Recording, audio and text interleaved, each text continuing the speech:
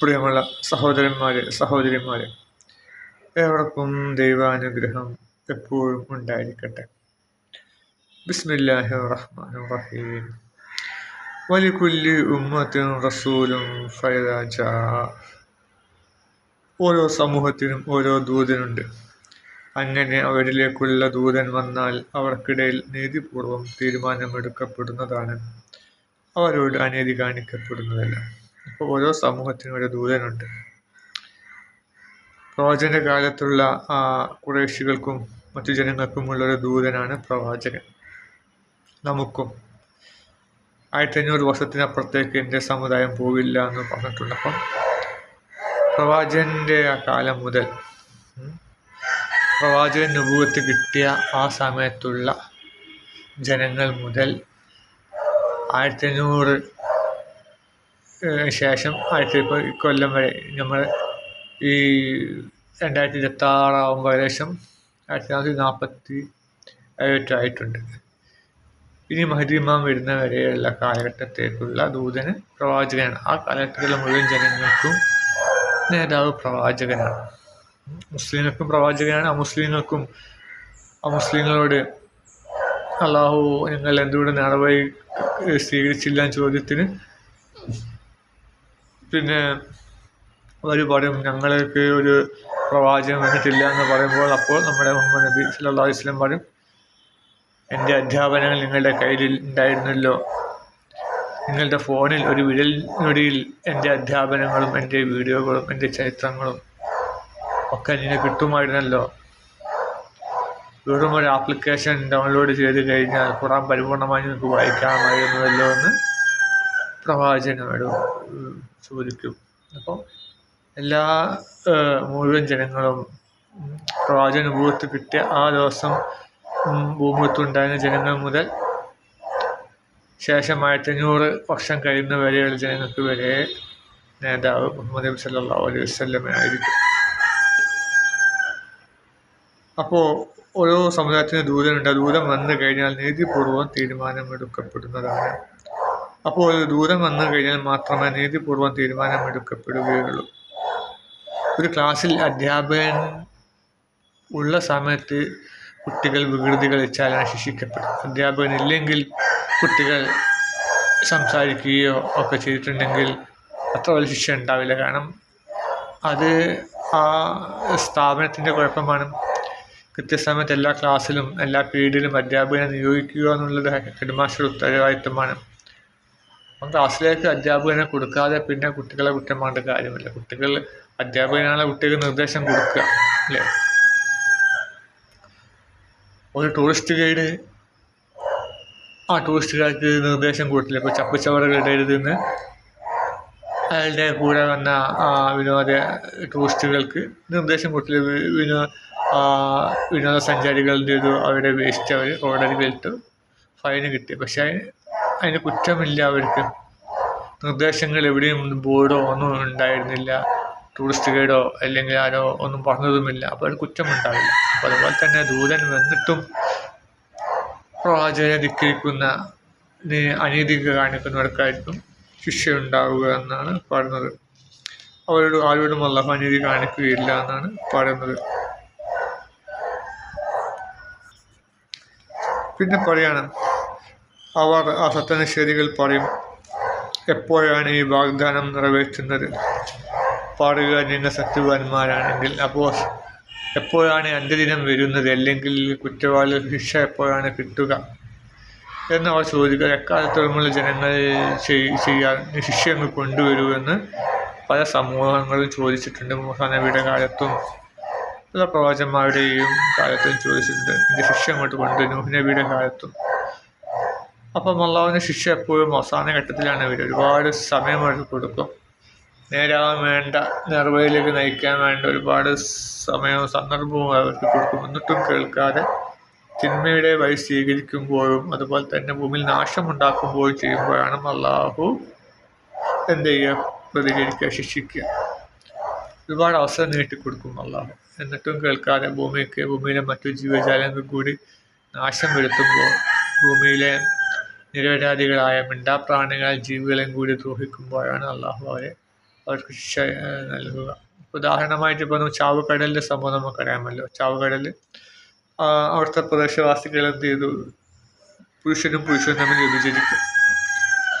അത് കൊടിയ പാപമാണ്. അത് മാത്രമല്ല, അങ്ങനെ വരുമ്പോൾ അവിടുത്തെ സ്ത്രീകൾക്ക് ഭർത്താക്കന്മാരില്ലാണ്ടാവും, ആ സ്ത്രീകളുടെ വികാരം ക്ഷമിപ്പിക്കാൻ കഴിയാതെയാവും. അങ്ങനെ അത് സ്ത്രീകളുടെ കണ്ണീര് വീണ ഭൂമിയിൽ പ്രശ്നങ്ങളുണ്ടാവും. അപ്പം ഭൂമിയിലെ ജീവജാലങ്ങളെ ബാധിക്കും. അപ്പോൾ അള്ളാഹുവിനെ ശിക്ഷ ഇറക്കും. അതിന് മുമ്പായിട്ട് അള്ളാഹു പ്രവാചകന്മാരെ അയച്ചിട്ട് പറയും ഈ തിന്മയിൽ വിട്ടു നിൽക്കണമെന്ന് പറയും. അപ്പോൾ അവരെന്ത് ചെയ്യും? ആ പ്രവാചകന്മാരെയും കൂടി കൊല്ലാൻ വേണ്ടി ശ്രമിക്കും. അപ്പോഴൊക്കെയാണ് അള്ളാഹു ശിക്ഷ വരിക. പരമാവധി അള്ളാഹു അവസരം കൊടുക്കും. ഇതൊന്നും കേട്ടിട്ടും കൂസാതെ തിന്മകളിൽ മതിമറന്ന് നടക്കുമ്പോഴാണ് അള്ളാഹു അവരുടെ ശിക്ഷ ലഭിക്കും. പക്ഷെ അള്ളാഹു ശിക്ഷയുടെ പ്രത്യേകത എന്ന് വെച്ചാൽ, ശിക്ഷ വന്നു കഴിഞ്ഞാൽ പിന്നെ രക്ഷപ്പെടാൻ കഴിയില്ല. ശിക്ഷ വന്നു കഴിഞ്ഞാൽ കനത്ത ശിക്ഷയായിരിക്കും, ഒരാൾക്കും രക്ഷപ്പെടാത്ത അവസ്ഥ. അപ്പോൾ നമുക്കറിയാം ചൂരൽമല ദുരന്തം.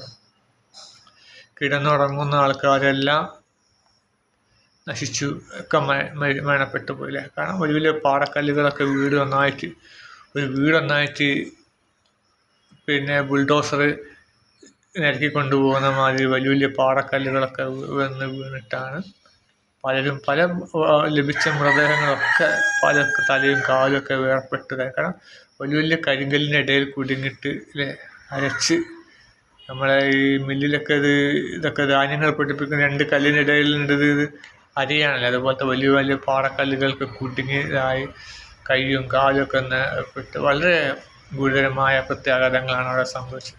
അതിൻ്റെ കാരണം പറയുന്നത് അവിടെ വ്യഭിചാരം ധാരാളം നടന്നിരുന്നു. അവിടുത്തെ ജനങ്ങളല്ല, മറിച്ച് വ്യഭിചാരശാലകൾക്ക് വേണ്ടി അവർ വീടുകൾ ഒഴിഞ്ഞു കൊടുത്തിരുന്നു. പല വിദേശികളും അവിടെ വരും, അവർക്ക് വീട് ഒരുക്കി കൊടുക്കും. അവർ കാമുകന്മാരായിരിക്കും വരുന്നത്. അവർ വ്യഭിചരിക്കും പോവും. അങ്ങനെ അത് തിന്മയാണല്ലോ. ആ തിന്മ ഒരു മണ്ണും പൊറപ്പിക്കില്ല. പ്രത്യേകിച്ച് കേരള മണ്ണ് എന്ന നന്മയുടെ മണ്ണാണ്. അവിടെ ഒരിക്കലും തിന്മകൾ വരാൻ പാടില്ല. പക്ഷെ അതേസമയം ഈ വ്യഭിചാരം മറ്റേതെങ്കിലും ജില്ലകളിലൊക്കെ ആണെങ്കിൽ, മറ്റേതെങ്കിലും രാജ്യങ്ങളിലാണെങ്കിൽ പ്രശ്നമില്ല. യൂറോപ്യൻ രാഷ്ട്രങ്ങൾ, അവിടെ പിന്നെ പ്രവാചകന്മാരൊന്നും വരാത്ത മണ്ണാണ്. ഇവിടെയൊക്കെ ഒരുപാട് പ്രവാചകന്മാരും മഹാന്മാരൊക്കെ വന്ന മണ്ണാണ്. ഇവിടെ തിന്മകളൊന്നും ഒരിക്കലും മുന്നോട്ട് പോയില്ല. അപ്പം ദൈവിക നടപടി ഉണ്ടാവും. ഈ മണ്ണൊരിക്കലും തിന്മകളെ പ്രോത്സാഹിപ്പിക്കില്ല. അപ്പോൾ അങ്ങനെ അവിടെ വ്യഭിചാരശാല ധാരാളം അധികരിച്ചിരുന്നു. അതുകൊണ്ടാണ് എന്ന് പറയപ്പെടുന്നു. പിന്നെ ഭൂപ്രകൃതിയൊക്കെയാണ്. പക്ഷെ അള്ളാഹു വെറും ഭൂപ്രകൃതി മാത്രമായതുകൊണ്ട് ശിക്ഷിക്കില്ല. ഖുർആനിൽ പറയുന്നപ്പോഴും ആ നാട്ടിലെ ജനങ്ങളിൽ അക്രമം പ്രവർത്തിച്ചപ്പോൾ അവരെ നാം ശിക്ഷിച്ചു എന്നാണ്.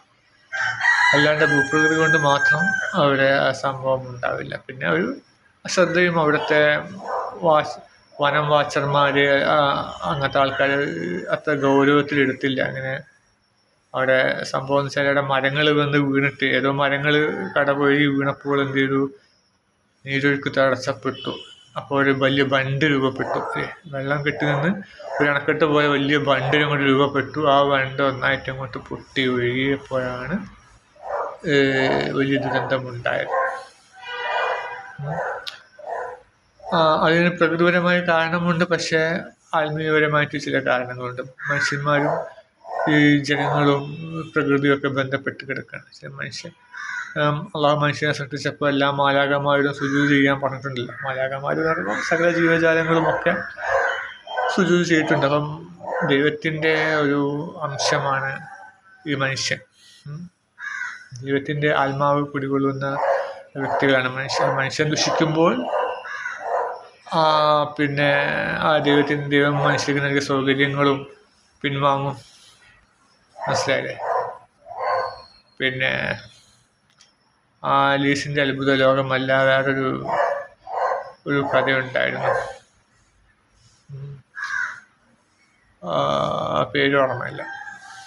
അപ്പം ഒരു പെൺകുട്ടിക്ക് പിന്നെ ഒരു കല്യാണത്തിന് പോകാൻ വസ്ത്രങ്ങളൊന്നുമില്ല. അപ്പോൾ ഒരു മന്ത്രവാദി എന്ത് ചെയ്യും? മന്ത്രം ജപിച്ചിട്ട് അവൾക്ക് കുറച്ച് സമയത്തേക്ക് നല്ല വസ്ത്രങ്ങളും ഒക്കെ കൊടുക്കും. ഇത്ര സമയം വരെയാണ്, വൈകുന്നേരം 4 മണി വരെ ഉള്ളൂ. അത് കഴിഞ്ഞാൽ ഇതൊക്കെ എന്ത് ചെയ്യും? പഴയ അവസ്ഥയിലൊക്കെ വലിയ തണ്ണിമത്തൻ എന്ത് ചെയ്യും? രഥമായിട്ട് മാറും. നല്ല ഭംഗിയുള്ള ഡ്രസ്സുകൾ ഒക്കെ ചെരുപ്പൊക്കെ കിട്ടും. പക്ഷെ സമയമാകുമ്പോഴൊക്കെ നഷ്ടമായ അവസ്ഥയിലേക്ക് പോകുന്ന മനസ്സിലാവും. അങ്ങനെ ഇവളൊരു രാജകുമാരൻ്റെ ഒരു ഇതിൽ രാജാവിൻ്റെ എന്തോ ഇതിൽ പങ്കെടുക്കും. പക്ഷെ സമയം ആവാന്ന് കണ്ടുമ്പോൾ വേഗം അവിടെ ഓടി രക്ഷപ്പെടും. അപ്പോൾ ഒരു ചെരുപ്പ് മാത്രം അവിടെ ഉണ്ടാവുകയും ആ ചെരുപ്പ് വഴി ഈ പെൺകുട്ടിയെ കണ്ടെത്തുന്നൊരു കഥയാണ്. ആലീസിൻ്റെ അത്ഭുത ലോകമല്ല, ഡോറ എന്ന പെൺകുട്ടി എന്തൊരു കഥ എനിക്ക് ഓർമ്മയില്ല. അപ്പോൾ ആ സമയമായപ്പോൾ എന്ത് ചെയ്തു, അതൊക്കെ പഴയ അവസ്ഥയിലേക്ക് പോയി. എലിക്കുട്ടികൾ എന്ത് ചെയ്തു, രഥം വലിക്കുന്ന തേരാളികളായി മാറി.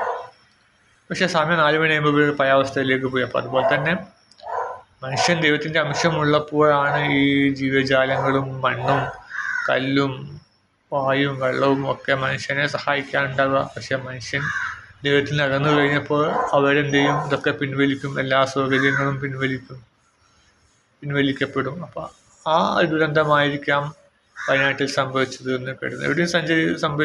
എവിടെ ദുരന്തങ്ങൾ സംഭവിക്കുകയാണെങ്കിൽ ഒരു വിശ്വാസി അങ്ങനെയാണ് കരുതേണ്ടത്. അല്ല, ഭൗതികമായ കാരണങ്ങളല്ല നമ്മൾ എപ്പോഴും ഒരു വിശ്വാസിയുടെ മനസ്സിൽ വേണ്ടത്. അവരെന്ത് തിന്മ ചെയ്തിട്ടുണ്ടോ അതാണ്. ഖുറാനിൽ നമ്മൾ എപ്പോഴും അങ്ങനെയാണ് പഠിപ്പിക്കുന്നത്. ഖുറാനാണല്ലോ നമ്മുടെ വേദഗ്രന്ഥം, ഖുറാനാണല്ലോ വഴികാട്ടി. ഖുറാനിൽ എല്ലായിടത്തും ശിക്ഷ വന്നപ്പോഴൊക്കെ പറഞ്ഞത് ആ ജനങ്ങളിൽ അക്രമം പ്രവർത്തിച്ചപ്പോൾ നാം അവരുടെ ശിക്ഷയുടെ ചമ്മട്ടി കൊണ്ട് പ്രതിഫലിച്ചു എന്നാണ്. അപ്പോൾ നമ്മൾ എവിടെ ദുരന്തം കണ്ടാലും നമ്മൾ ആദ്യമായിട്ട് നമ്മുടെ മനസ്സിൽ ഓടിയെത്തേണ്ടത് ആ ജനങ്ങളിലെ തെറ്റായിരിക്കാം എന്നാണ്. എന്ത് പ്രകൃതി ദുരന്തം ഉണ്ടെങ്കിൽ ജനങ്ങൾക്ക് രക്ഷപ്പെടാനുള്ള അവസ്ഥ അള്ളാഹു കൊടുക്കുമായിരുന്നു. ജനങ്ങളടക്കം മരിച്ചു പോകാൻ കാരണം അള്ളാഹുവിൻ്റെ ശിക്ഷയായിരിക്കും. അതുപോലത്തെ പുലർവേളയിലാണ് അവിടെ സംഭവിച്ചത്. അള്ളാഹു ഖുറാനിൽ ശിക്ഷ കൊടുത്ത കാര്യങ്ങളൊക്കെ പറയുന്നത് പുലർവേളയാണ്. അപ്പം വയനാട്ടിൽ സംഭവിച്ച ശിക്ഷയായിരിക്കും എന്ന് കരുതുന്നു. അപ്പം നമ്മൾ അതിൽ പാഠം പഠിച്ച് ഒരിക്കലും അങ്ങനത്തെ തിന്മയിൽ വിട്ടു നിൽക്കണം. അങ്ങനെ വിചാരശാലകൾക്ക് വേണ്ടി നമ്മൾ തുറന്നു കൊടുക്കരുത്. അതേസമയം വിനോദത്തിന് വരുന്നവർക്ക് ഒരു റൂമൊക്കെ കൊടുക്കാം. പക്ഷെ നമ്മൾ അറിഞ്ഞുകൊണ്ട് നമ്മൾ ചെയ്യരുത് എന്നൊക്കെ അതിൽ നിന്ന് പഠിക്കാനുള്ള പാഠങ്ങൾ. നമ്മൾ സത്യം മനസ്സിലാക്കി അള്ളാഹുവിലേക്ക് അടുക്കുവാൻ അള്ളാഹു നമുക്ക് തൗഫീഖ് നൽകുമാറാകട്ടെ. ആമീൻ.